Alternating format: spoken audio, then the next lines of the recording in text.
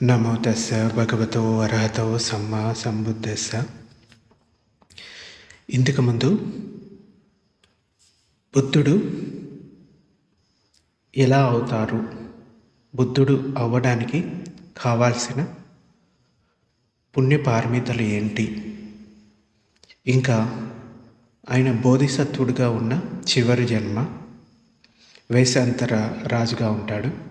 ఆ తర్వాత తుషిత దేవతా లోకంలో జన్మించి అక్కడ ఉన్న దేవతలు రిక్వెస్ట్ చేస్తారు, ఇది బుద్ధుడు అవ్వడానికి సమయం అని రిక్వెస్ట్ చేస్తే ఆయన అక్కడ గతించి మహామాయాదేవి గర్భంలో జన్మని తీసుకుంటాడు. మహామాయాదేవికి అది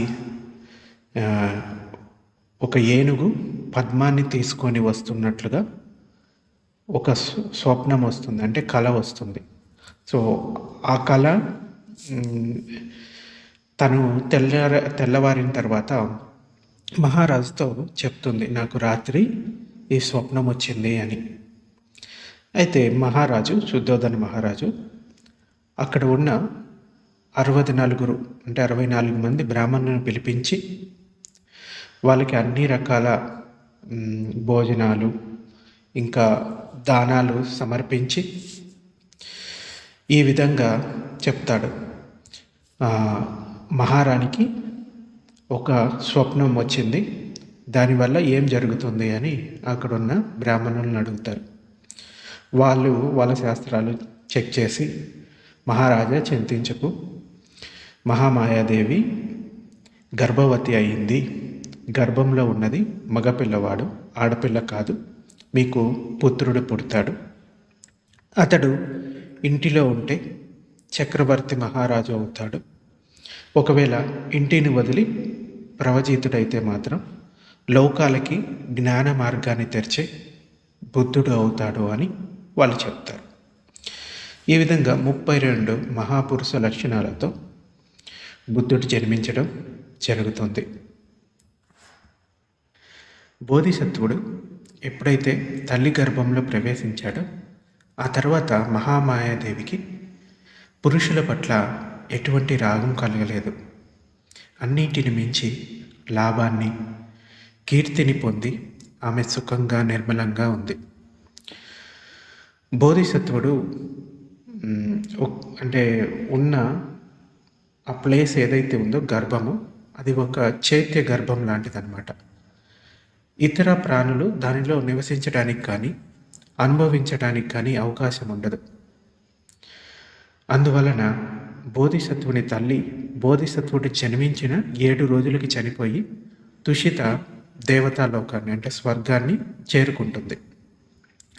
ఇతర స్త్రీలు 10 నెలల తర్వాత కూర్చొని లేకపోతే పడుకొని ప్రసవిస్తారు.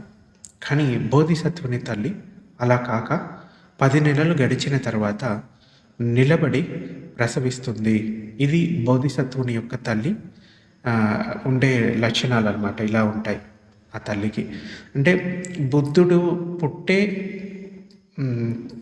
గర్భం అంటే గర్భంలో ఎటువంటి మలినాలు, ఎటువంటి జీవులు ఉండవన్నమాట. ఇది ఈ బుద్ధుడికే కాదు, ప్రతి బుద్ధుడికి కూడా ఆయన తల్లికి ఉండవలసిన లక్షణాలు అన్నమాట. మహామాయాదేవి గర్భం 10 నెలల తర్వాత పరిపక్వం అవుతుంది, అంటే బిడ్డ పుట్టడానికి అది సమయం అన్నమాట. అయితే ఆమె తన తల్లిగారింటికి పోవాలి అనుకొని రాజుతో చెప్తుంది, మహారాజా, మా తల్లిగారింటికి దేవదాహ నగరానికి పోవాలనుకుంటున్నానని మహామాయాదేవి చెప్తుంది. మంచిది అని రాజు కూడా ఒప్పుకొని కపిలవస్తు నుండి దేవదాహ నగరం వరకు మార్గాన్ని చదును చేయించి అరటి చెట్లను ఇంకా ధ్వజాలతో పతాకాలతో అలంకరింపజేశారు. దేవిని బంగారు పల్లికలో కూర్చుండబెట్టి 1000 మంది మంత్రులతో గొప్ప పరివారంతో ఆమెను పంపించాడు. 2 నగరాలకి మధ్య 2 నగరాల వారికి చెందిన లుంబిని అనే మంగళ సాలవనం ఉంది. ఆ సమయంలో మొదలు పైకొమ్మ వరకు చెట్లన్నీ నిండుగా పుష్పించాయి. అంటే మొదల నుండి పైకొమ్మ వరకు.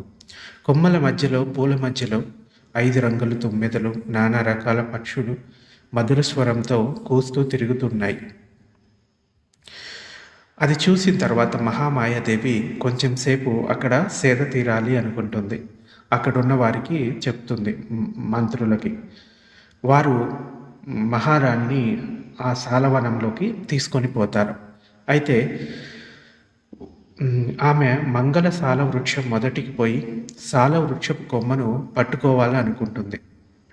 సాల వృక్షపు కొమ్మ చక్కగా చీరిన బెత్తంలా వంగి దేవి చేతికి అందుబాటులోకి వచ్చింది. ఆమె చేతిని చాపి ఆ కొమ్మను పట్టుకుంటుందన్నమాట. అప్పుడే ఆమె కడుపులోని ప్రసవ వాతం కదిలింది. అప్పుడు చుట్టూ తెరను కట్టి జనం దూరంగా పోయారు.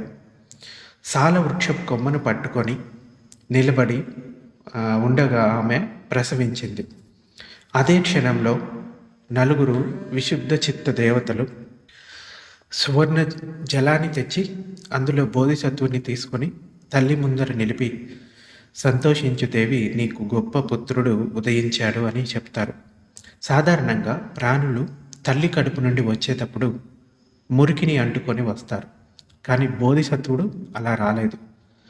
ధమ్మాసనం నుండి దిగి వచ్చే ధర్మబోధకునిలా, మెట్ల మీద నుండి దిగుతున్న వానిలా 2 చేతులను 2 కాళ్ళను చాచి నిలబడినట్లుగా తల్లి కడుపు నుండి బయటికి వచ్చాడు. అతనికి ఏమాత్రం మురికి అంటలేదు. పరిశుద్ధమైన పట్టు వస్త్రంలో దాచబడిన మణిరత్నంలా ప్రకాశిస్తూ తల్లి కడుపు నుండి బయటికి వచ్చాడు. బోధిసత్వుడు 3 జన్మల్లో తల్లి కడుపు నుండి బయటికి వస్తూ మాట్లాడాడు అని గ్రంథాల్లో చెప్పబడింది. అందులో ఇది ఒక జన్మ అన్నమాట. అంతకుముందు మహాసధునిగా ఇంకా వెస్సంతరునిగా పుట్టినప్పుడు కూడా అతడు మాట్లాడాడు. మహాసద జన్మలో అతడు తల్లి కడుపు నుండి వస్తున్నప్పుడే ఇంద్రుడు అతని చేతిలో ఎర్ర చందనపు ముద్దను ఉంచాడు. దానిని పిడికిలిలో పట్టుకొని బయటికి వస్తున్న బోధిసత్వుని తల్లి, నాయన ఏమి తీసుకొని వచ్చావు అన్నది. ఔషధం అమ్మ అని బోధిసత్వుడు చెప్పినట్లుగా మనకి కనపడుతుంది. ఇలా ఔషధాన్ని చేతిలో పట్టుకొని రావడం వలన అతనికి ఔషధి ధారకుడు అని పేరు పెట్టారు. ఆ మందును తీసి కుండలో దాచారు. అది గుడ్డి, చెవుడు మొదలైన అన్ని రోగాలకు మందుగా పనిచేసింది. మహాంతం ఈ ఔషధం అని అందరూ అనడం వలన అతనికి ఔషధుడు అని పేరు వచ్చిందనమాట. ఇంకా వేసంతర జన్మలోనూ కూడా తల్లి కడుపు నుండి బయటికి వస్తూ కుడి చేతిని చాపి, అమ్మ దానం చేయడానికి ఇంట్లో ఏముంది అని అన్నాడు. అప్పుడు తల్లి, నాయన నీవు సంపన్న వంశంలోనే జన్మించావు అని అతని చేతిలో 1000 నాణేల సంచిని ఉంచింది. ఈ జన్మలో ఈ విధంగా సింహనాదం చేశాడు. ఈ విధంగా బోధిసత్వుడు 3 జన్మల్లో తల్లి కడుపు నుండి బయటికి వస్తూ మాట్లాడాడు అని మనకి ఈ గ్రంథాల్లో కనబడుతుంది. అయితే తల్లి గర్భంలో పటిసంధి ఎప్పుడైతే జరిగిందో, అంటే కడుపులో బిడ్డ పడ్డప్పటి నుంచి ఆ పుట్టిన క్షణంలో 32 మహాపూర్వ లక్షణాలు కనిపించాయి. అంటే బుద్ధులు జన్మించేటప్పుడు కొన్ని శకునాలు కనబడతాయి అన్నమాట. భూమి కంపించడం, ఇంకా అక్కడ అంతా కోలాహలం నిండి ఉంటుంది. ఆ రాజ్యంలో అందరూ సంతోషంగా ఉంటారు. అయితే మన బోధిసత్వుడు లుంబిని వనంలో పుట్టినప్పుడే రాహుల మాత కూడా జన్మించింది. అంటే యశోధర, సిద్ధార్థ గౌతముని భార్య. ఇంకా ఆనందతేరుడు, చెన్నుడు, అతనికి సారథిగా ఉన్న చెన్నుడు, ఇంకా ఆమాత్యుడు కాలుదాయి, ఇంకా అశ్వరజం అంటే గుర్రం, కందకం అనే గుర్రం కూడా అదే రోజు జన్మించింది. ఇంకా మహాబోధి వృక్షం, ఇంకా 4 నిధి కుంభాలు కూడా అదే రోజు పుట్టాయి. బోధిసత్వుడు ఏ రోజు అయితే పుట్టారో అదే రోజు. అందులో ఒకటి గావుత పరిమాణంలో ఉంది, ఒకటి అర్ధయోజన పరిమాణంలో, ఇంకొకటి 3 గావుతుల పరిమాణంలో ఉండేది. చివరిది యోజన పరిమాణంలో. అవి సహజంగా ఉద్భవించాయి. ఏవి? 4 నిధి కుంభాలు. 2 నగరాల ప్రజలు బోధిసత్వుని తీసుకొని కపిలవస్తు నగరానికి వచ్చారు. ఆనాడే కపిలవస్తు నగరంలో శుద్ధోదన మహారాజుకి పుత్రుడు పుట్టాడు. అతడు బోధి క్రింద కూర్చుండి బుద్ధుడు అవుతాడు అని తావతింస భవనంలో సంతోషంతో దేవతలు తమ సంతోషాన్ని వ్యక్తపరిచారనమాట. ఆ సమయంలో శుద్ధోదన మహారాజు కులపాకుడు, అష్టసమాపత్తులు పొందినవాడు, కాలదేవుడని తపస్వి, ఆహారాన్ని భుజించి పగలు గడపడానికి తావతింస లోకానికి పోయి అక్కడ ఆనందంతో నాట్యం చేస్తూ ఉన్న దేవతలను చూసి, మీరు ఎందుకోసం ఇలా ఆనందంతో నాట్యం చేస్తున్నారు అని అడుగుతాడు. ఆ విషయాన్ని నాతో కూడా చెప్పండి అంటే, దేవతలు, మారీస, శుద్ధోదన మహారాజుకి పుత్రుడు కలిగాడు. అతడు బోధి వృక్షం కింద కూర్చోండి బుద్ధుడై ధర్మచక్రాన్ని ప్రవర్తింపజేస్తాడు. అతని అనంత బుద్ధలీలతో మేము ధమ్మాన్ని వినగలుగుతాము అని ఆనందంతో నాట్యం చేస్తూ ఉన్నారు. వారి మాటలు విని ఆ తాపసి కూడా దేవలోకం నుండి దిగి రాజనివాసంలో ప్రవేశించి వేయబడిన ఆసనంపై కూర్చుండి, మహారాజా, నీ పుత్రుణ్ణి చూడాలని ఉంది అని చెప్తాడు. అంటే ఇతడు ఈ ఋషి తాపసుడు అనమాట, తపస్సు చేసుకునేవాడు. కాకపోతే అతనికి కొన్ని సిద్ధులు ఉన్నాయి, కొన్ని ధ్యాన సమాపత్తులు కూడా ఉన్నాయి. ఆ తాపసుడు మహారాజు ఇంటికి ప్రతిరోజు కూడా భిక్షను తీసుకోవడానికి వస్తూ ఉండేవాడు. వారిని కులపాగా అంటారు. కులపాగా అంటే ప్రతి నిత్యం ఒకే ఇంటి నుండి భిక్షను తీసుకునేవారిని కులపాగా భిక్షువు అంటారు. అయితే ఆయనకి ఈ విషయం తెలిసి మహారాజు దగ్గరికి వెళ్ళి నీ కుమారుణ్ణి చూడాలని ఉంది అని చెప్తాడు. రాజు అలంకరింపబడిన కుమారుణ్ణి తెప్పించి తాపస్కి నమస్కరింపజేయడానికి దగ్గరికి తెచ్చాడు. బోధిసత్వుని పాదాలు కడిగి తాపసుడు జడలలో నిలిచాయన్నమాట. బోధిసత్వునిచే నమస్కరింపదగిన వారెవరూ లేరు. అది తెలియక బోధిసత్వుని తాపసి పాదాల మీద పడవేసినట్లయితే తాపసి తల ముక్కలై ఉండేది. తాపసి నా వినాశనాన్ని తెచ్చుకోకూడదు అని చేతులు జోడించాడు. రాజు ఆశ్చర్యంతో తన పుత్రునికి కూడా నమస్కరించాడు. అంటే బోధిసత్వుడు చాలా శక్తివంతమైన వాడు అనమాట. ఈ తాపసుడు అంటే బోధిసత్వుడు ఈ తాపస్సుడి దగ్గర నమస్కారం చేశాడు అంటే కనుక ఆ శక్తి వలన ఈ తాపసుడి తల ఒక్కలయ్యే ఛాన్స్ ఉంటుంది. అందుచేత అతడికి తెలిసి ఇతడు భవిష్యత్తులో బుద్ధుడు అవుతాడు కాబట్టి నేనే అతనికి నమస్కారం చేస్తాను అని బోధిసత్వుని పాదాలని తన తల దగ్గర పెట్టుకొని నమస్కరిస్తాడు. ఇది చూసి మహారాజు చాలా ఆశ్చర్యపోతాడనమాట. అప్పుడు మహారాజు కూడా బోధిసత్వునికి తన పుత్రునికి నమస్కారం చేస్తాడు. ఇలా ఒక 2-3 సార్లు బోధిసత్వునికి తండ్రి నమస్కారం చేస్తాడు, కొడుకు అయినా కానీ. ఇంకా తాపసి గడిచిన 40 కల్పాలను, రానున్న 40 కల్పాలను స్మరించాడు. బోధిసత్వుని లక్షణ సంపత్తి గమనించి ఇతడు బుద్ధుడు అవుతాడా లేదా అని పరిశీలించాడు. లక్షణాల ప్రకారం తప్పక బుద్ధుడు అవుతాడు అని తెలుసుకొని ఇతడు అద్భుతమైన వ్యక్తి అని చిరునవ్వు నవ్వుతాడు ఆ తాపసి. అప్పుడు ఆయన ఇతడు బుద్ధత్వాన్ని పొందడం నేను చూడగలనా లేదా అని పరిశీలించి, నేను చూడలేను, అంతకుముందే నేను చనిపోయి అరూప బ్రహ్మలోకంలో జన్మిస్తాను, అక్కడ 100,000 బుద్ధులు వచ్చి ఉపదేశించిన వినడానికి అవకాశం ఉండదు అని చూసి ఇటువంటి అద్భుతమైన పురుషుడు బుద్ధుడు అయిన తర్వాత చూసే అవకాశం లేదు కదా అని బాధపడతాడు.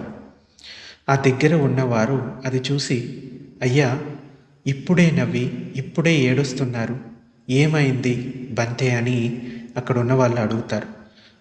మా ఆర్యపుత్రునికి ఏదైనా ఆపద రాదు కదా అని అడిగారు.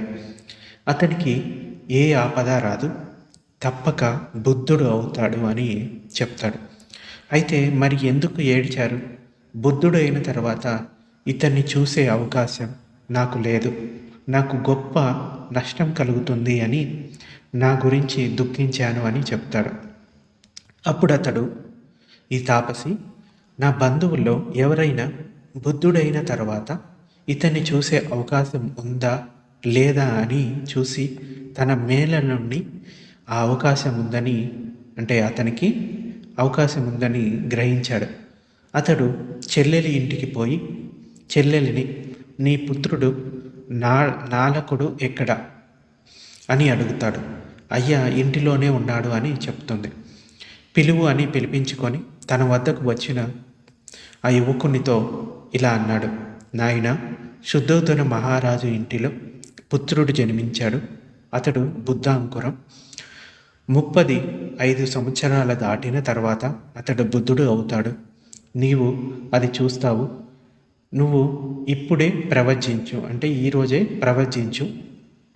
87 కోట్ల ధన సంపదలు కల ఇంటిలో పుట్టిన నన్ను నా మామ వ్యర్థమైన పనిలో ప్రవేశపెట్టడు అని ఆలోచించి అప్పుడే ఈ అంగడి నుండి కాషాయ వస్త్రాన్ని, మట్టి పాత్రను తెప్పించి వెంట్రుకలు తీయించుకొని కాషాయ వస్త్రాలను ధరించి ఈ లోకంలోని సర్వోత్తముడైన పుద్గులుని ఉద్దేశించే నేను ప్రవచిస్తున్నాను అని బోధిసత్వుడున్న వైపుకి చేతులు జోడించి పంచాంగ నమస్కారం చేసి పాత్రను సంచిలో వేసుకొని దానిని భుజానికి తగిలించుకొని హిమాలయంలో ప్రవేశించాడు.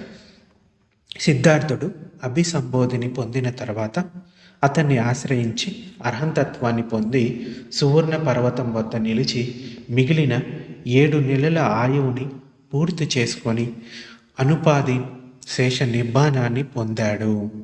ఇంకా బోధిసత్వునికి 5వ రోజు తలస్నానం చేయించి పేరు పెడదాము అనుకొని రాజభవనాన్ని 4 రకాల గంధాలతో అలికించి ఇంకా 5 రకాల పూలను చల్లి రుచిగల పాయసాన్ని పండించి 3 వేదాలలో పారంగతులైన 108 మంది బ్రాహ్మణులను ఆహ్వానించి రాజభవనంలో కూర్చుండబెట్టి చక్కని భోజనాన్ని భుజింపచేసి గొప్ప సత్కారం చేసి ఇతని భవిష్యత్తు ఎలా ఉంటుంది అని లక్షణాలను పరిశీలింపజేశారు.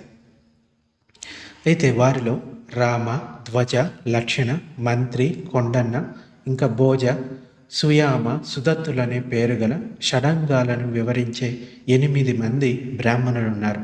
వారు లక్షణాలను, అంటే బోధిసత్వుడి లక్షణాలను పరిశీలించారు. బోధిసత్వుడు జన్మను గ్రహించినాడు, స్వప్నాన్ని వివరించింది వీరే అన్నమాట. వారిలో 7 వేళ్లను చూపిస్తూ 2 విధాలుగా చెప్పారు. ఈ లక్షణాలు ఉన్నవాడు ఇంటిలో ఉంటే చక్రవర్తి మహారాజు అవుతాడు, ప్రవచిస్తే బుద్ధుడు అవుతాడు అని అన్నారు. అందరూ చక్రవర్తి రాజశ్రీ వైభవాలను చెప్పారు. అందరికన్నా చిన్నవాడు అయిన గోత్రాన్ని బట్టి కొండన్న అనే పేరు గల యువకుడు ఉత్తమ లక్షణాల నిష్పత్తిని పరికించి, ఇతడు ఇంటిలో ఉండటానికి ఏ కారణము కనిపించడం లేదు, లోకానికి జ్ఞాన మార్గాన్ని తెరిచే బుద్ధుడు అవుతాడు అంటూ ఒకే వేలిని చూపిస్తూ ఒకే మాటను చెప్పాడు. ఇదే అంతిమ జన్మ అనడానికి గల లక్షణాలను తెలుసుకొని 7 బ్రాహ్మణుల మాటను కాదని, ఈ లక్షణాలు ఉన్నవారికి ఇంటిలో స్థానం లేదు, అతడు తప్పక బుద్ధుడు అవుతాడు అని ఒకే గతిని చూశాడు. అందువలన ఒకే వేలిను చూపిస్తూ అలా చెప్పాడు. అప్పుడు నామకరణం చేస్తూ సర్వలోకాలకు అర్ధసిద్ధిని కలగజేసేవాడు కనుక సిద్ధార్థుడని పేరు పెట్టాడు. సిద్ధార్థుడు అంటే ఏదైనా అనుకున్న దానిని సాధించే వరకు వదిలిపెట్టాడు అనమాట. అటువంటి వ్యక్తిని సిద్ధార్థుడు. ఇంకా అప్పుడు ఆ బ్రాహ్మణులు తమ ఇండ్లకు పోయి పుత్రులను పిలిచి, నాయనలారా, మేము వృద్ధులమైపోయాము. శుద్ధోదన మహారాజు పుత్రుడు సర్వజ్ఞుడు అయ్యేంత వరకు ఉంటామో ఉండమో, మీరు ఆ కుమారుడు సర్వజ్ఞాని అంటే బుద్ధత్వాన్ని పొందగానే ఆయన శాసనంలో ప్రవచించండి అని ఆ బ్రాహ్మణులు వాళ్ళ పిల్లలకి చెప్తారు. వారిలో 7 తమ జీవిత కాలాన్ని గడిపి తమ కర్మానుసారం పోయారు. కొండన్న యువకుడు మాత్రం ఒక్కడే ఉన్నాడు. అతడు మహాసత్వుడు. వృద్ధి మార్గాన్ని అనుసరించి ఇంటి నుండి వదిలి క్రమంగా ఉరివేళ చేరుకొని, ఈ స్థలం రమణీయంగా ఉంది, కుటుంబ పుత్రుల యోగ సాధనకు అనుకూలమైంది అని అక్కడే నివసిస్తూ ఉన్నాడు. కొన్నాళ్లకు మహాపురుషుడు ప్రవచించాడని విని ఆ బ్రాహ్మణ పుత్రుల వద్దకు పోయి ఇలా అన్నాడు: శుద్ధోదన కుమారుడు ప్రవచించాడు. అతడు నిశ్చయంగా బుద్ధుడు అవుతాడు. మీ తండ్రులే గనక జీవించి ఉంటే నేడు ఇంటిని బదిలి ప్రవచించేవారు. మీరు కూడా అలా చేయాలని వారు కోరుకున్నారు. ఇదిగో అతనిని అనుసరించి ప్రవచిస్తున్నాము అన్నారన్నమాట. వారు ఏకాభిప్రాయానికి రాలేకపోయారు. 3 ప్రవచించలేదు. కొండన్న పెద్దవానిగా తక్కిన 4 ప్రవచించారు. ఈ 5 తర్వాత పంచవర్గీయ భిక్షువులుగా ప్రఖ్యాతిని పొందారు. అంటే మొట్టమొదటిగా అర్హంతులైన వాళ్ళు ఈ 5. అయితే అప్పుడు రాజు దేనిని చూస్తే ప్రవచిస్తాడు అని బ్రాహ్మణులను అడిగాడు. 4 పూర్వ నిమిత్తాలు. అవి ఏమిటి? ముసలివాడు, రోగి, శవం, ప్రవచితుడు. ఇప్పటి నుండి అటువంటివి నా పుత్రుని వద్దకు రాకుండా చూస్తాను అని చెప్తాడు. నా పుత్రుడు బుద్ధుడు కావద్దు. 2000 ద్వీప పరివారాలతో కూడిన 4 మహాద్వీపాలకు అధిపతి అయి మహావైభవంతో రాజ్యం చేస్తూ 36 యోజనాల పర్యంతం వ్యాపించిన పరిషత్తు వెంటరాగా ఆకాశ మార్గంలో పయనించాలి అని నా కోరిక. అంటే అతడు చక్రవర్తి కావాలి, సన్యాసి కాకూడదు, బుద్ధుడు అవ్వకూడదు అని తండ్రి అనుకుంటాడు. సో ఈ విధంగా అతనికి ఎటువంటి వైరాగ్యాన్ని తీసుకొచ్చే విషయాలు జరగకుండా చూసుకోవాలి అని జాగ్రత్త పడతాడు. కానీ గ్రంథాల్లో ఇలా చెప్పబడింది, కానీ ముసలితనం నుంచి ఎవరు తప్పించుకోలేరు కదా, అనారోగ్యం నుండి. అంటే ఈవెన్ మహారాజు అయినా కానీ ఈ బోధిసత్వుడు పెరిగే కొద్దీ మహారాజు యొక్క చర్మం ముడతలు పడటం గమనించవచ్చు. అక్కడ ఉన్న పరివారంలో కూడా ముడతలు పడటం, ఇంకా వృద్ధులు అవ్వటం, అనారోగ్యంతో బాధపడటం చూసి ఉండొచ్చు. కానీ ఎక్కువగా సిద్ధార్థుడిని సంతోషమైన విషయాల్లో ఉంచాలి అని రాజు అనుకుంటాడు. అంటే వైరాగ్యాన్ని కలిగించే విషయాలు ఆయన దగ్గరికి తీసుకుని వెళ్ళొద్దు అని అలా అనుకుంటాడు. సో ఇది ఈరోజుతో ఇంతటితో ఆపేద్దాం. మిగిలింది రేపు చెప్పుకుందాం.